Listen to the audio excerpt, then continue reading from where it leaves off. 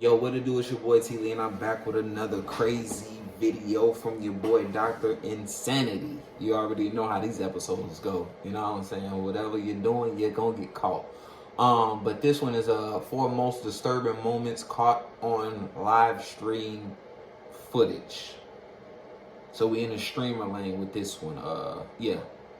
Go subscribe to my boy Dr. Insanity. Send some videos to me that y'all would want me to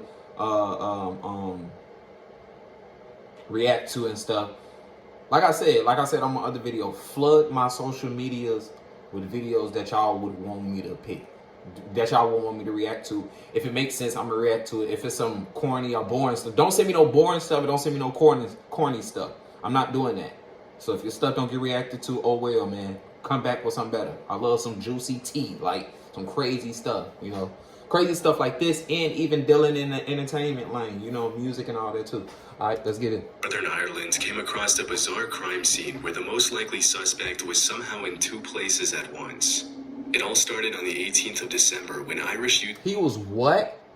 The authorities in Northern Ireland came across a bizarre crime scene where the most likely suspect was somehow in 2 places at once. It all started on the 18th of December when Irish YouTuber VoteSaxon07, whose real identity is 33-year-old Stephen McCullen, live-streamed himself playing GTA Vice City. The stream started at around 6 p.m. and Stephen stayed live for about 6 hours, till midnight. The stream itself was quite unremarkable, with Stephen playing the game mostly in silence, broken by his occasional commentary. Unfortunately, while he was streaming comfortably in his home, his 32-year-old girlfriend, Natalie McNally, was going through something downright horrific. Stephen, however, was completely unaware of this and promptly went to sleep after ending the stream. The next day, he woke up to a barrage of calls and messages regarding Natalie. She was apparently at her parents' house the night before to watch the World Cup finale. The match ended at around 6 p.m. and Natalie went back to her home shortly after, which wasn't too far away. She lived alone in Northern Ireland with her 2 cats and a dog. However, the next day, no one could get through to Natalie. She didn't show up to work and wasn't picking up her phone either. At the time, she was also 15 weeks pregnant with Stephen's child. So when she went silent, her friends and family grew worried, fearing she was facing some health concerns. After learning about her absence and waiting a few hours for a response, Stephen went to her home, which was about 20 minutes away from his home in Lisburn. Okay. Unfortunately, he was too late. When Stephen arrived at Natalie's home, the door was wide open. Inside, he found her lifeless on the floor. She had been killed. Detectives from the Major Investigation Team have now launched a murder investigation following the death of Natalie McNally in Lurgan. This follows the results of the post-mortem. The 32-year-old died a violent death, having been stabbed a number of times, and there are signs of defensive injuries. Post-mortem reports showed that she was killed on the night of December 18th, not long after she came back from her parents' home. However, investigators did not find any evidence of a forced entry into her home. This, combined with the fact that Stephen was the one who reported her death to the police, made him the lead suspect in her murder investigation. And he was arrested shortly after. However, this arrest didn't last. Hold on. In a violent death, having been stabbed a number of times, and there are signs of defensive injuries. Post-mortem reports showed that she was killed on the night of December 18th, not long after she came back from her parents' home. However, investigators did not find any evidence of a forced entry into her home. This, combined with the fact that Stephen was the one who reported her death to the police, made him the lead suspect in her murder investigation. And he was arrested shortly after. However, this arrest didn't last long, because as the authorities quickly found out, Stephen had a strong alibi. According to the post-mortem report, Natalie was killed during the same time Stephen was live-streaming from his home. Investigators looked through Natalie's phone and found the last text Stephen sent to her at 5:57 p.m., which read, "Right, I'm off to stream the night away. Wish me luck." To which Natalie replied, "I might have a peek at your live stream later."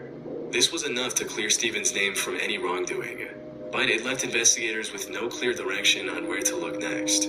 Stephen did give them the name of someone he suspected. However, investigating that person didn't lead to any breakthrough in the case either. And the name of this person was never made public for this reason. Luckily, detectives found CCTV footage a few days later showing a man dressed in dark clothes and white shoes heading towards Natalie's home at 8:52 p.m. And then the same person going back about 40 minutes later. Given his timing, investigators determined that this was the killer.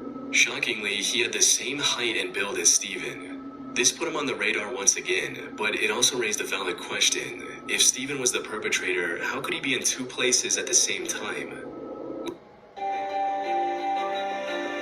Do he got a twin? Do he got a friend that look like him? It's getting freaky. Without any other option, the authorities put a £20,000 reward for information regarding the killer and continued investigating. £20? They also feared that by the time they started this investigation, the killer could have easily fled to any of the neighboring countries. In the meantime, Natalie's case had become national news, resulting in multiple memorials around the country. This put even more pressure on the investigators to find the killer as quickly as possible. They made several arrests and even seized the suspect's car.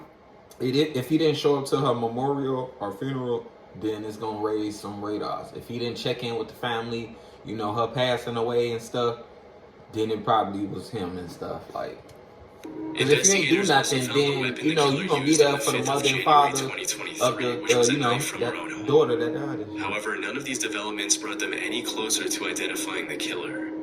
That is until January 31st, when they arrested Steven again, but this time with solid evidence. As it turns out, the only thing keeping him out of suspicion, the live stream, was completely fake. The whole thing was pre-recorded and broadcasted to simply look like a live stream. After his arrest, investigators went through his computer and found the original recording, which was made on the 14th of December, 4 days before the incident. They also found a taxi driver who described picking up someone matching Steven's profile near the murder at 9:30 p.m. and then dropping this person near Steven's house. Most importantly, according to the taxi driver, this passenger had forgotten.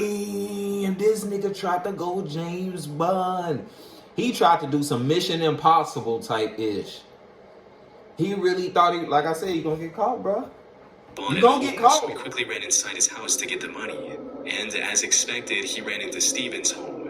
All this evidence left no doubt in the fact that Steven was the one who went to Natalie's home to commit a predetermined crime. Tell us how you did that. In hindsight, there were plenty of suspicious moments during the fake live stream that should have raised more alarms.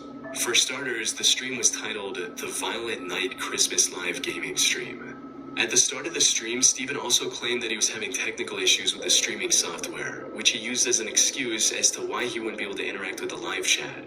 Well, because this streaming software is kind of up the left, it means I can't check the live chat, which is a real shame. So, by all means, talk amongst yourselves. This ensured that no one questioned why he wasn't talking with his viewers, which is essentially the whole point of doing a stream instead of posting a pre-recorded video. At the start of the stream, Steven made sure to repeatedly mention what day it was. Hello to all on this glorious Sunday evening. Yeah, so I just thought, why not? I'm gonna do a live stream because this day next week is Christmas. So what more could you want for Christmas other than an evening with your old pal Steven? This was likely an effort to make his alibi stronger and to say, look, I was streaming the same night. I even mentioned the day at the beginning. On top of that, many moments in the stream also took on a far more disturbing meaning after the truth came out. Like him singing about killing someone in-game, which can also be interpreted as him cryptically talking about his girlfriend. I need to kill it. I need to take her down. 'Cause I won't pass the mission if I don't kill this to Tra-la-la. At another point during the stream, he makes a pun that sounds like Natalie's name and finds it unusually amusing. Yeah, that's physics. That's what would happen in the real world. Absolutely. Absolutely. The most creepy moment, however, was about halfway through the stream. Yeah, put this man under the jail. Put that man under He the was jail. on break. Suddenly, the live stream back soon graphic switched with a poster of a James Bond movie called No Time to Die.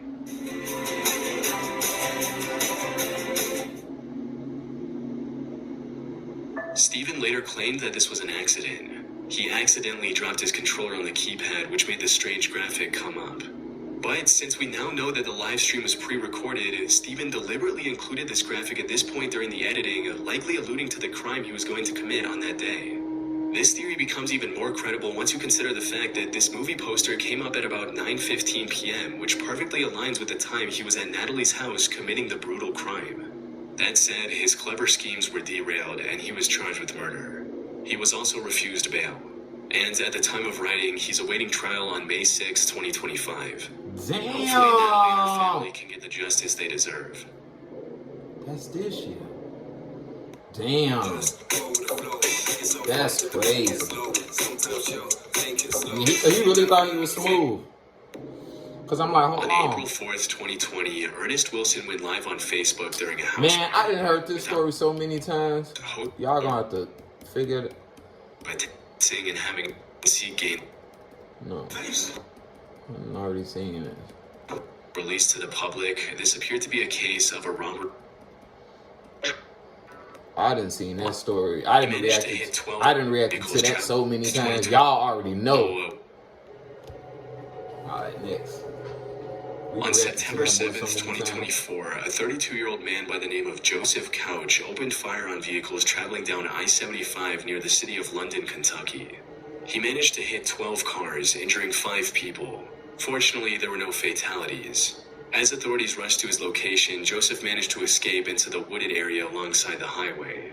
This left the investigators with no choice but to search the Daniel Boone National Forest, hoping to find the mass shooter. That's scary. In the meantime, they also began looking into Joseph's past and made some chilling discoveries. He served in the Army Reserve from 2013 to 2019 before receiving an honorable discharge due to him developing PTSD. More importantly, this wasn't his first entanglement with law enforcement. Back in 2015, he was arrested for throwing a rock at a dog and then pointing an AR-15 at its owner. Joseph had to pay $1,000 for bail, and the case was later dismissed a few months later. However, the same year, he was arrested again. This time for supplying a... Why would y'all... See, that's what be wrong with y'all. Y'all be throwing these people right back out into... the regular world. And they be messed up. PTSD, all that. And don't be trying to put them in systems to actually help them out.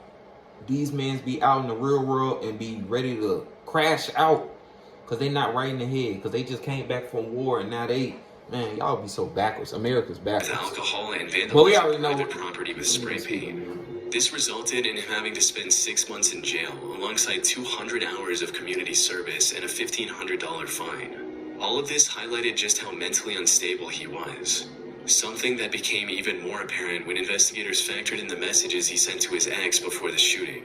These read, "I'm going to kill a lot of people. Well, at least try.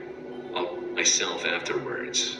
His past record and these texts also made it clear that Joseph wouldn't go down without a fight if they managed to find him. Unfortunately, the search for him wasn't progressing as smoothly as they'd hoped.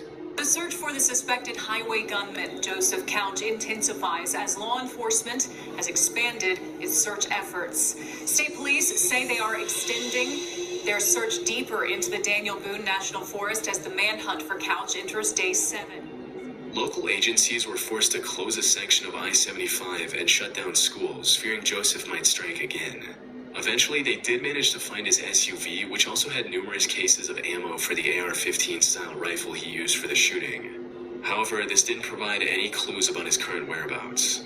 In a desperate measure, the authorities put a $35,000 reward for finding Joseph to enlist the help of locals. And that's where the McCoy couple entered the picture. Fred McCoy and his wife Sheila operate a museum dedicated to the historic feud between the Hatfield and McCoy families in Kentucky. They also run a small YouTube channel dedicated to this museum called Hatfield McCoy Museum Adventures, where they discuss the various aspects of that feud in greater detail. After hearing about the massive reward, the couple decided to give it a go. They had lived in the area their entire lives and knew the wilderness well.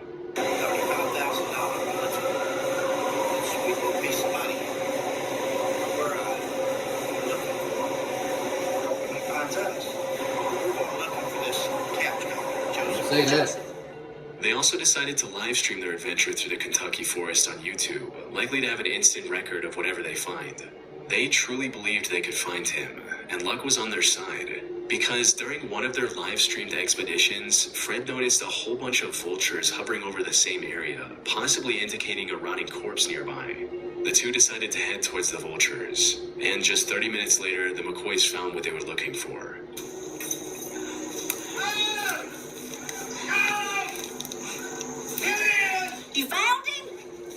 Oh, my Lanta. I'm coming. Oh, my Lanta, you found him? Oh, my Lanta. They immediately alerted the authorities, who used DNA testing to confirm the body was indeed Joseph Couch. A later autopsy report also confirmed that he went through with the plan he talked about in his message. After 13 days of searching, the I-75 shooter mystery finally came to a close, ending the manhunt and easing the fear of Joseph still being out there.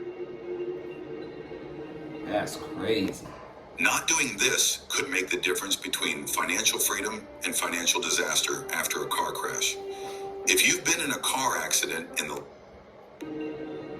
On October 28, 2019, a 47-year-old Japanese man named Tetsu Shiohara live-streamed himself climbing Mount Fuji. And what was supposed to be nothing more than a fun stream quickly turned into an avoidable tragedy.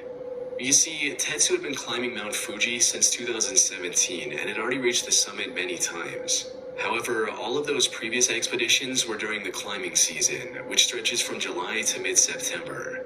And while it's not an easy task, it's far safer during these months with maintained trails, milder weather, and resting huts along the way that also sell essential supplies like food and oxygen cans. So when Tetsu decided to climb the mountain in late October, it was already covered in thick, slippery snow. And the conditions were far harsher than he could have imagined, with winds reaching up to 60 miles per hour.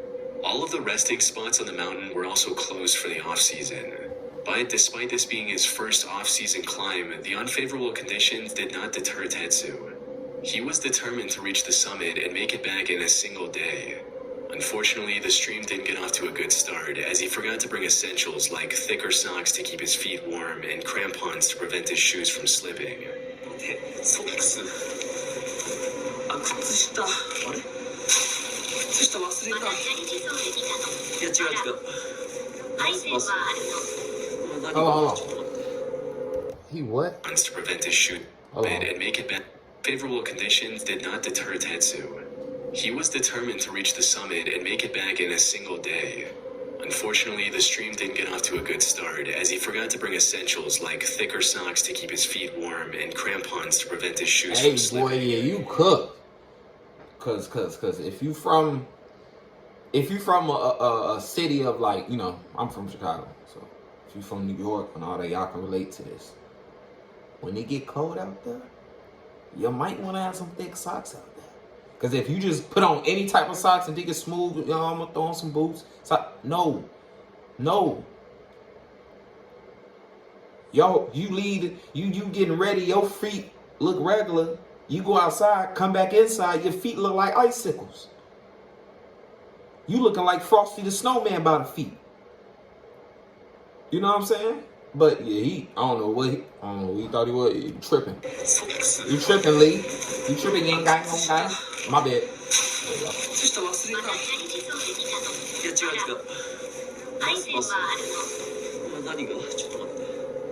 Later, he also commented on how he didn't bring any food with him to avoid making his backpack too heavy. Now you but tripping. as the climb continued, not having food became tripping. He tripping. You tripping, my guy. Now socks, food, you tripping. Of his worries, as he quickly realized the snow that day was deeper than he could have imagined.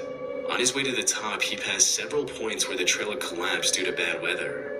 About 2 hours into the hike, his viewers started to notice how dangerous things were getting as well, and began urging him to turn back before reaching the summit. What's...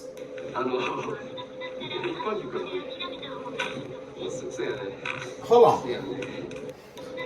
He said if it gets dangerous, it might be better.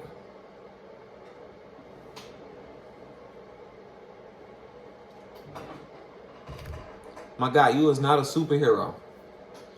You ain't God. If it gets dangerous, it might be better. No, you gonna die. Like, hold on. What did he say? I ain't hear. To give up.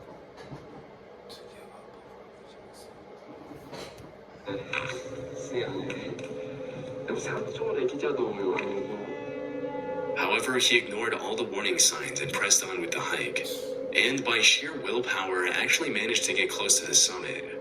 Sadly, this is where his luck truck ran out.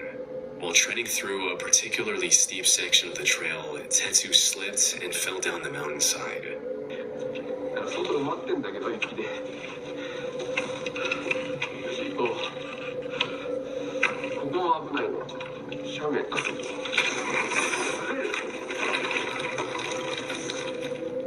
Seconds after slipping, his phone hit a rock and turned off, ending the live stream. His viewers immediately alerted the authorities. However, due to the harsh conditions, it took rescue workers 2 days to locate Tetsu's body. They found it severely dismembered, 2,300 feet below the point where he'd slipped. Now, for most people, this was an open and shut case of an inexperienced and underprepared person misjudging the dangers of Mount Fuji. But I came across some interesting theories regarding the situation. For example, one person stated, "I don't think he wanted to go exactly how/where he did on the mountain, but if you ever saw the live stream, you'd know that he definitely was planning on doing it, probably at the top. The chat was begging him to turn back, and he made constant, likely deliberate references to not being fully equipped. Additionally, he had a very ample and generous amount of time to turn around if it had purely been a mistake, with the last few people he met warning him to not go any further. In other words, Tetsu intended to end everything that day. The missing equipment was a deliberate decision, not an oversight. Although there's no evidence to prove this theory, and we'll never know for sure if this was actually his intention." He wanted to die? See, y'all telling me he wanted to die. Let me know in the comments, man, which one of these was really, like, scary to y'all. Not scary, but, like, crazy to y'all. And let me know in the comments. So, at the end, did he want to die? That's what he trying to say? Like, he did this on purpose? He was setting up, he didn't want to be in no more? You know what I'm saying? Let me know in the comments, though. Appreciate y'all for watching, though. Stay tuned for more crazy videos. You already know we on the road to 100K subscribers. And I'm out.